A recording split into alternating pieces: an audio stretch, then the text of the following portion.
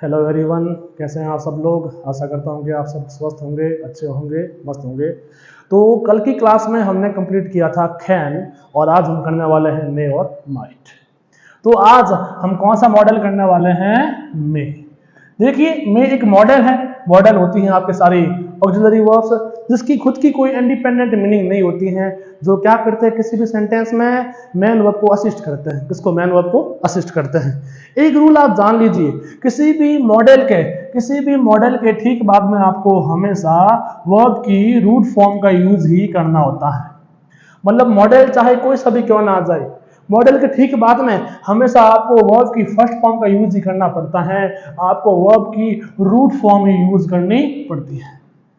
Okay, अब देखिए, जो वर्ब की फर्स्ट फॉर्म है, the first form of the verb is called root form. This one is that root form. The second form of verb is called past form. The third form of the verb is called past participle.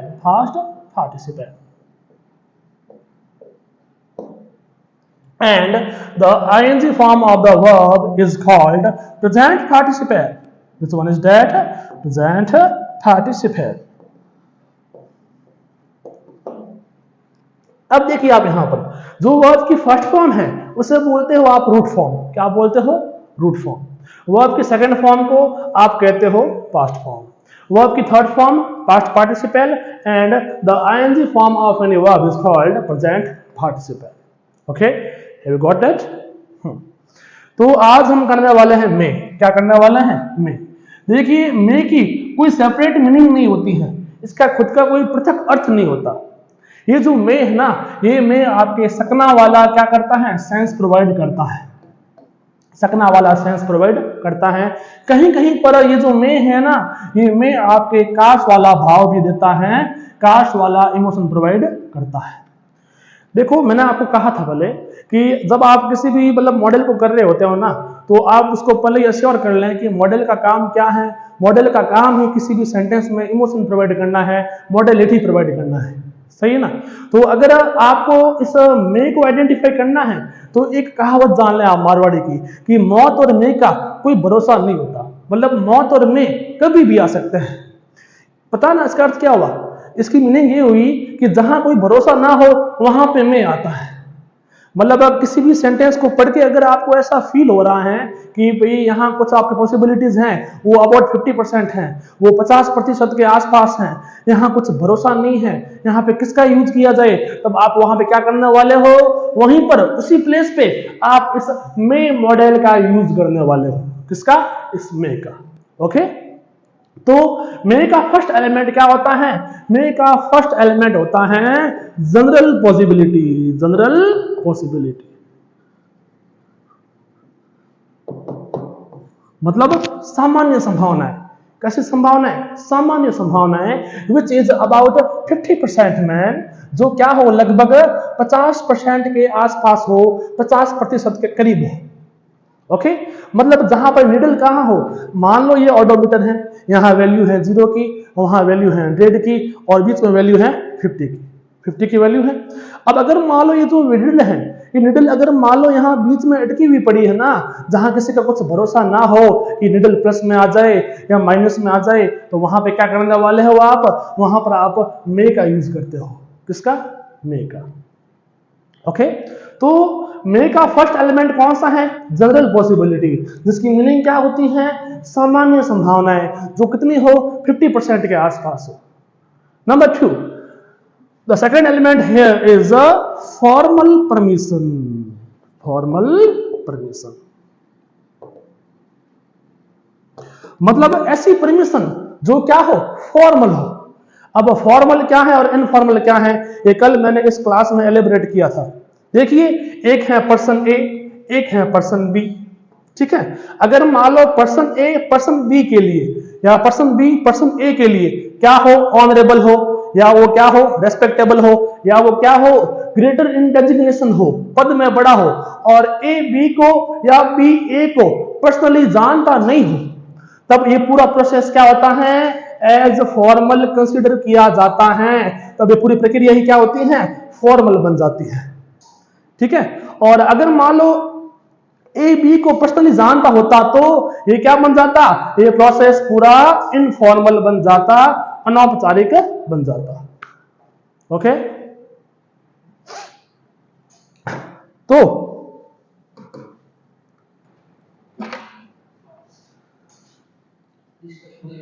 कोई नहीं,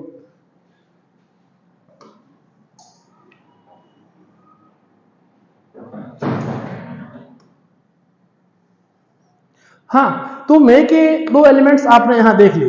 the first one was general possibility, the second one was formal permission, औपचारिक अनुमति। मतलब ऐसी permission जहां सामने वाले का यस या नो बोलना आपके लिए मैटर करता है, समझ रहे हैं आप, जहां सामने वाला आपके लिए क्या हो, ऑनरेबल है, रेस्पेक्टेबल है, ग्रेटर इन डेजिग्नेशन है, पद में आपसे बड़ा है, और वो आपके लिए क्या है, वैल्यूएबल है, और उसको आप पर्सनली नहीं जानते। कैसे, जैसे कि मान लो किसी स्कूल में गए हुए हैं आप, और आप क्लास में एंटर कर रहे हैं। देखिए, आप क्लास में एंटर करने से पहले आप क्या बोलते हो, मे आई कम इन सर, बोलते हो ना, क्यों?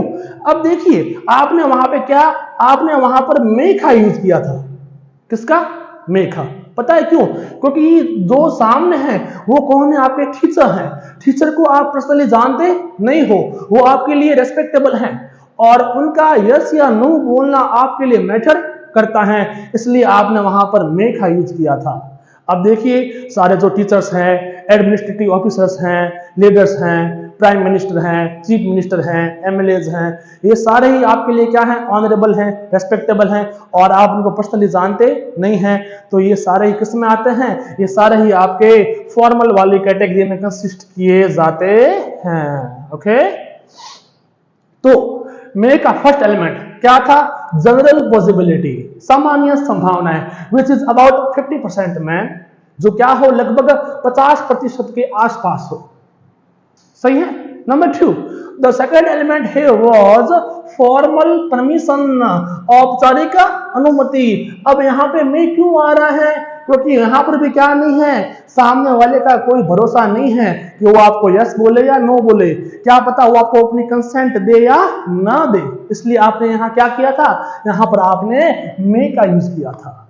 Okay, the third element here is blessings, which one is that, blessings. Blessings means आशीर्वाद। Blessings means आशीर्वाद। जहां किसकी बात हो रही हो, आशीर्वाद की बात हो रही होती हो। यहां पे मैं क्यों आता है, क्योंकि जो ये ब्लेसिंग्स है ना, इसका भी कभी कोई भरोसा नहीं होता है, क्या पता वो ब्लेसिंग्स आपके एक्ट करे या ना करे।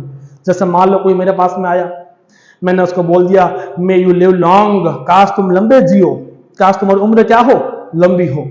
वो कहीं दूर गया और क्या पता उसके साथ में कुछ अनहोनी हो जाए, सही है ना, क्यों? अब वहां पे मैंने यूज किया था मे का, इसलिए क्योंकि ये जो ब्लेसिंग्स थी ना, इसका कोई भी भरोसा नहीं था, है ना, इसलिए वहां आता है मे। क्या आता है, मे। तो देखिए, general possibility, formal permission, blessings which means आशीर्वाद, and then here is boon, boon means वरदान। Then there is a curse. Curse means abhishap. Curse means abhishap. And then there is a wish. Wish means kamna. And then there is a last element which is named desire. इच्छा। अंतिम element यहां क्या होता है, इच्छा होता है। अब एक चीज आप यहां देखिए, क्या विश और डिजायर दोनों सेम एलिमेंट्स है क्या? बिल्कुल नहीं, ये दोनों कभी भी क्या नहीं होते, सिमिलर नहीं होते। तो आज हम क्या करने वाले हैं, इस विश का और डिजायर का डिफरेंस जानने वाले हैं। देखिए, विश वो होती है जिसकी फुलफिलमेंट आपके लिए क्या हो, बहुत ही रेयर हो, बहुत ही कॉम्प्लिकेटेड हो, बड़ी कॉम्प्लेक्स हो, बड़ी डिफिकल्ट हो, जिसकी पूर्ति आपके लिए क्या हो, बड़ी कठिन हो, जटिल हो, जो आसानी से पूरी नहीं हो पाती। कैसे, मैं बी अ प्राइम मिनिस्टर, मैं एक प्रधानमंत्री बन जाऊं, ये आपके लिए क्या है, एक आम बात नहीं है। इसकी फुलफिलमेंट आपके लिए बड़ी रेयर है, बड़ी कॉम्प्लेक्स है, यहाँ डिफिकल्टीज को फेस करना पड़ेगा, इसलिए ये क्या है, आपकी विश है। क्या है, विश है। ऑन द कॉन्ट्रेरी, इसके विपरीत ये जो डिजायर है, डिजायर वो एलिमेंट है जिसकी फुलफिलमेंट आपके लिए बड़ी इजी होती है, बड़ी कन्वीनियंट सी होती है, जिसकी पूर्ति आपके लिए क्या हो, बहुत ही सहज हो, बड़ी आसान हो। जैसे आज मुझे क्या मिल जाए, आलू की सब्जी मिल जाए, काश आज मैं फलोदी जाऊं। क्यों भाई, अब फलोदी जाना क्या है, आपके लिए कोई बड़ी बात नहीं है, फलोदी पास में है भाई, आराम से जा सकते हो आप। इसकी फुलफिलमेंट आपके लिए बड़ी कन्वीनियंट है, बड़ी सहज है। आलू की सब्जी खाना बड़ी आम बात है, ये एक कॉमन डीड है, एक आम कार्य था, सही है ना। तो जिसकी फुलफिलमेंट आपके लिए क्या हो, बड़ी इजी हो, बड़ी कन्वीनियंट हो, बहुत ही सहज हो, वो होती है डिजायर। क्या होती है, डिजायर। लेकिन जिसकी फुलफिलमेंट आपके लिए क्या हो, बड़ी रेयर हो, बड़ी दुर्लभ हो, जिसमें क्या हो, रेयरनेस हो, जहां पर क्या हो, कॉम्प्लिसिटी हो, जहां पर क्या हो, कॉम्प्लेक्सनेस हो, जहां पे क्या हो, डिफिकल्टीज हो, उसको आप बोलते हो विश। क्या बोलते हो, wish. Okay, have you got my point man. तो देखिए, जनरल पॉसिबिलिटी में आता है, फॉर्मल परमिशन में, ब्लेसिंग्स, बोन, कर्स, विश, डिजायर इनमें भी आता है में। अब एक चीज आपने यहां नोट की कि इन सब में क्यों आता है, क्योंकि इन सब का ही क्या नहीं होता, कोई भी भरोसा नहीं होता। इन सब में ही क्या होती है, 50% पॉसिबिलिटीज डेमोन्स्ट्रेट होती है।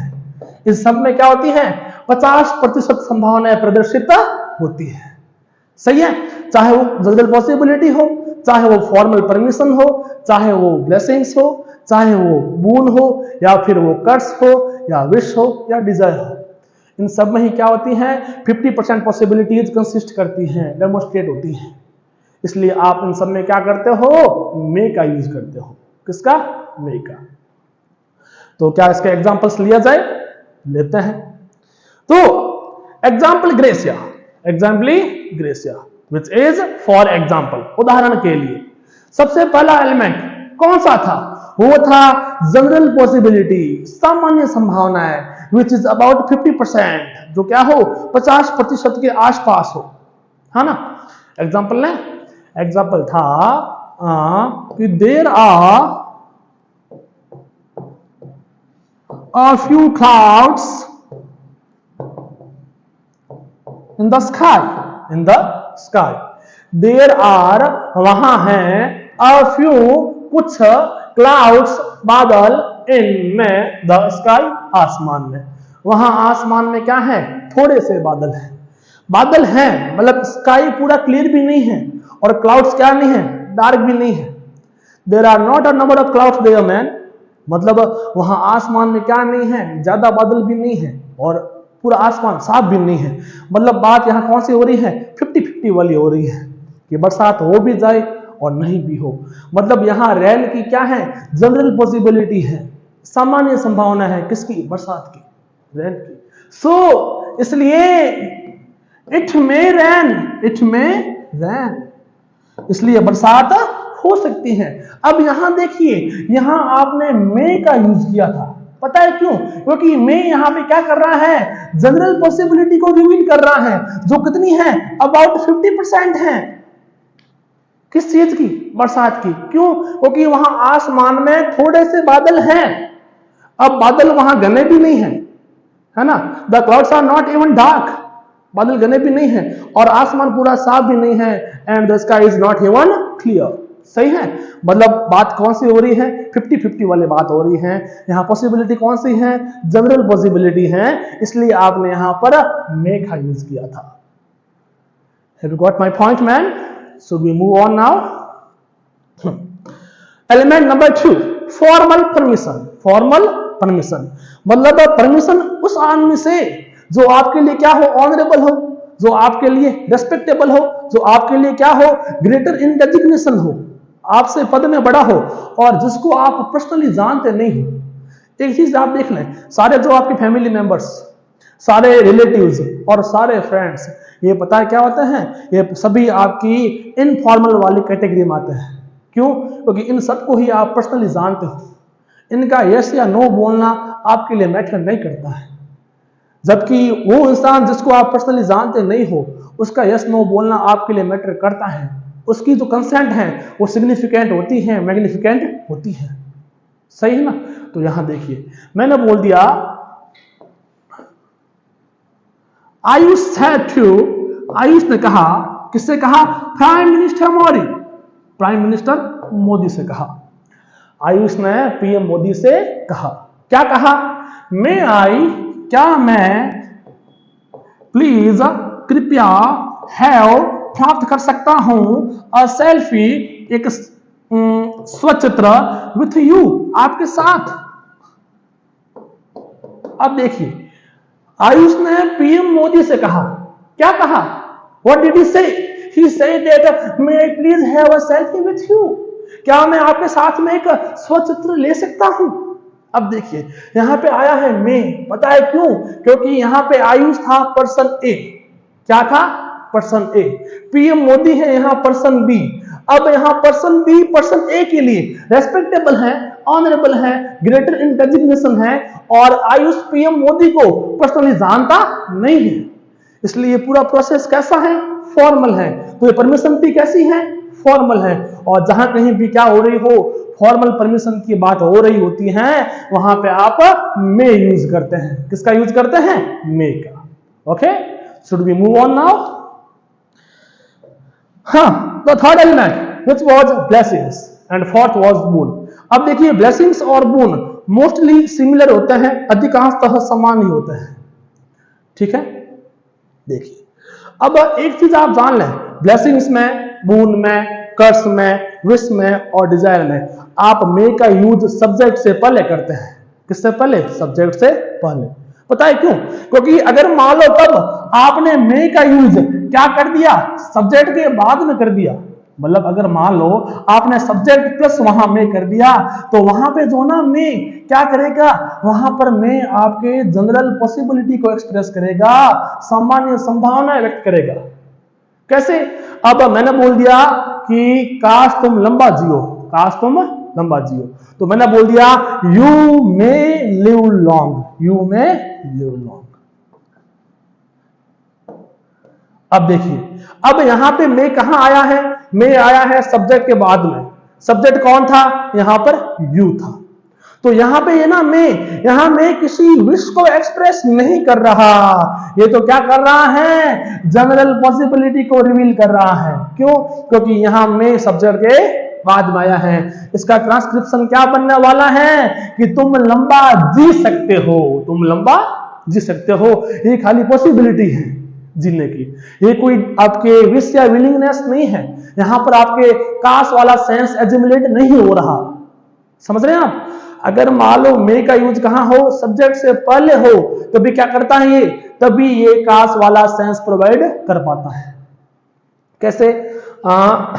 मैंने बोल दिया may you live long, may you live long, काश तुम लंबा जियो, काश तुम लंबा जियो। अब देखिए दोनों में डिफरेंस क्या था? वहां में था सब्जेक्ट के बाद में, इसलिए वो क्या बन गई? General possibility. यहां में कहां आ रहा है? सब्जेक्ट से पहले। किससे पहले? सब्जेक्ट से पहले आ रहा है, इसलिए ये क्या कर रहा है? इसलिए यहां पर ये काश वाला सेंस प्रोवाइड कर रहा है, इसलिए यहां पे ये क्या कर रहा है? ब्लेसिंग्स को एक्सप्रेस कर रहा है, आशीर्वाद को व्यक्त कर रहा है। अब देखिए अगर चूंकि मॉडल अगर यहां पहले आ जाए ना, तो इसका मतलब ये नहीं है कि ये क्लॉज है, जो सेंटेंस है वो इंटरोगेटिव बन जाएगा, बिल्कुल नहीं। मॉडल में भले ही आपके सब्जेक्ट से पहले आए, ये हर जगह क्या नहीं करता है? इंटरोगेटिव वाला सेंस प्रोवाइड नहीं करता है। इसको आपके एज एन अफर्मेटिव ही कंसिस्ट किया जाएगा, कंसिडर किया जाएगा। ठीक है, तो मे यू लिव लॉन्ग, काश तुम लंबा जियो। ब्लेसिंग्स और बून दोनों मोस्टली सिमिलर होती है, समान होती है, तो इसमें कोई आपके मेजर डिफरेंस नहीं है। हाँ, अब हम करने वाले हैं कौन सा? कर्स। कर्स हम किसी को देते ही नहीं है, हम किसी को अब आपके अभिशाप देते ही नहीं है, सही है ना? फिर भी कर लेते हैं क्या? कर ले।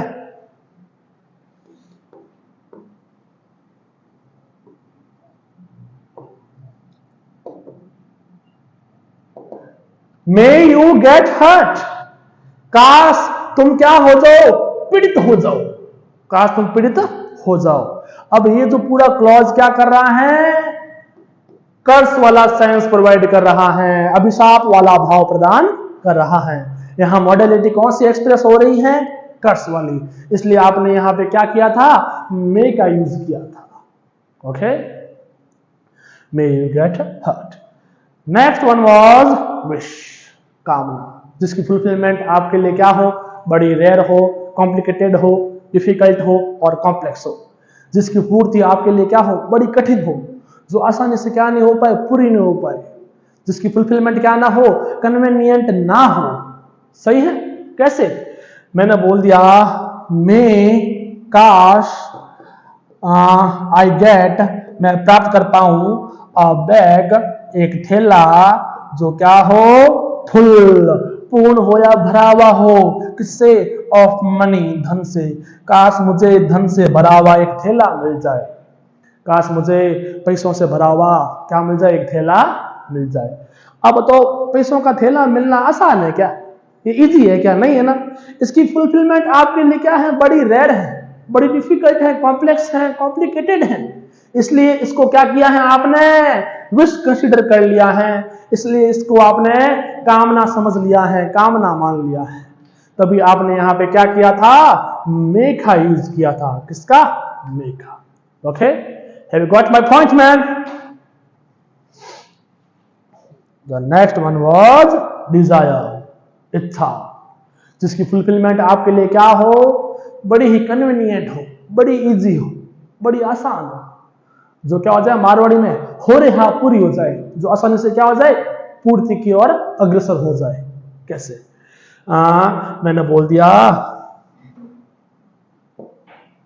मे you get a good dinner tonight, good dinner tonight, काश तुम्हें आज रात अच्छा रात्रि भोज मिले।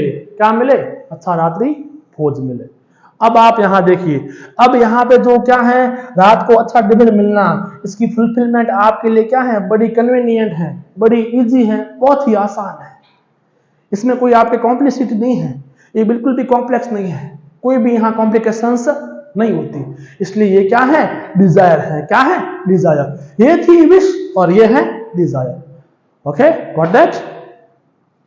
तो मे को आपने मोस्टली कंप्लीट कर दिया है। अब हम करने वाले हैं माइट। क्या करने वाले हैं? माइट। अब देखिए, ये जो माइट है, वैसे इसकी कोई सेपरेट मीनिंग नहीं होती। क्यों? क्योंकि ये मॉडल है। मॉडल क्या होती है? ऑक्सिलरी वर्ब्स, जो क्या होते हैं? Function words. और फंक्शन वर्ड्स वो सारे वर्ड्स हैं जिसकी खुद की कोई इंडिपेंडेंट मीनिंग नहीं होती है, जिसकी मीनिंग क्या करती है? सेंटेंस पर डिपेंड करती है, जिसकी meaning sentence to sentence vary करती है, बदलती जाती है। सही है? चलिए, अब हम करने वाले हैं माइट। तो एक चीज आप गांठ मान लें, might can even be used as the past form of may. Might का उपयोग मे की पास्ट फॉर्म के रूप में भी किया जा सकता है। माइट मे की पास्ट फॉर्म है, जैसे कैन की खुड है, विल की वुड है, शैल की शुड है, मस्ट की must plus have plus past participle है, वैसे। Okay, might. माइट का फर्स्ट एलिमेंट देख लें आप, जहां पे क्या हो? जहां हो रिमोट पॉसिबिलिटी। क्या हो? रिमोट पॉसिबिलिटी, मतलब क्षीण संभावना है। संभावना कितनी हो? नेग्लिजिबल हो, नगण्य हो, न के बराबर हो, विच इज अबाउट 20%, जो क्या हो? 20% के आसपास हो।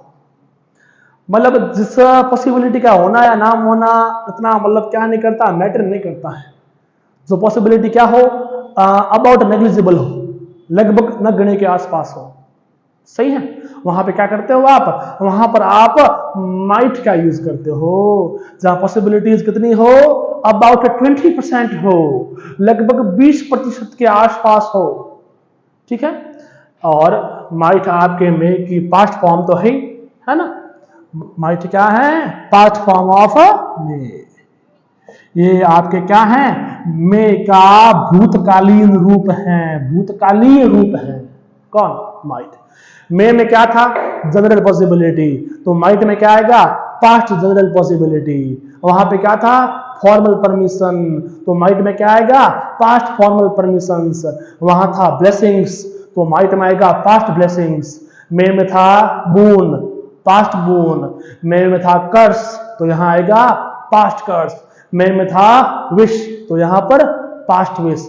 मेरे में था डिजायर, तो यहां आएगा पास्ट डिजायर। मतलब मे के वो सारे एलिमेंट्स जो क्या हो जाए, पास्ट में ट्रांसफॉर्म हो जाए। एक चीज आप और जान लें, पता है कि अगर किसी भी सेंटेंस में कोई मॉडल का यूज हो रहा है, किसी भी मॉडल का अगर वहां यूज हो रहा है और उस सेंटेंस को आप पास्ट में ट्रांसफॉर्म करना चाहें, किसमें, पास्ट में, तो सुन लें वहां पर वर्ब कभी भी पास्ट में ट्रांसफॉर्म नहीं होती है। मॉडल के ठीक बाद हमेशा वर्ब की रूट फॉर्म ही आती है। ये रूल है जिसको फॉलो करना ही पड़ता है। अगर मान लो उस सेंटेंस को आपको पास्ट में ट्रांसफॉर्म करना है ना, तो वहां पे क्या होता है, मॉडल ही पास्ट में ट्रांसफॉर्म हो जाता है। अगर मान लो वहां कैन था तो वो कुड बन जाएगा। वो अब यहाँ पे क्या रहेगी, नॉन ट्रांसफरेबल रहेगी। वो अब क्या रहेगी, यहां पर अपरिवर्तनीय रहेगी। ठीक है, अगर मान लो वहां था कैन तो वो बन जाएगा खुड। मे का माइट, विल का वुड, शैल का शुड, मस्ट का must plus have plus past participle. Okay, तो माइट का फर्स्ट एलिमेंट क्या था, रिमोट पॉसिबिलिटी, विच मींस क्षीण संभावनाएं, नैरो पॉसिबिलिटी, संकीर्ण संभावनाएं। वो पॉसिबिलिटीज जो क्या हो, अबाउट नेग्लिजिबल हो, नगण्य के बराबर हो, जिसका होना है नाम होना इतना मैटर नहीं करता है। सही है, जो क्या हो अबाउट 20% हो। एग्जाम्पल है इसका, देखिए मैंने बोल दिया the sky is clear today, the sky is clear today. The sky आसमान इज है क्लियर, स्पष्ट है, साफ है, टुडे आज आसमान पूरा साफ है। मतलब there is no cloud in the sky, अभी आसमान में एक भी बादल नहीं है, आसमान पूरा ही साफ है।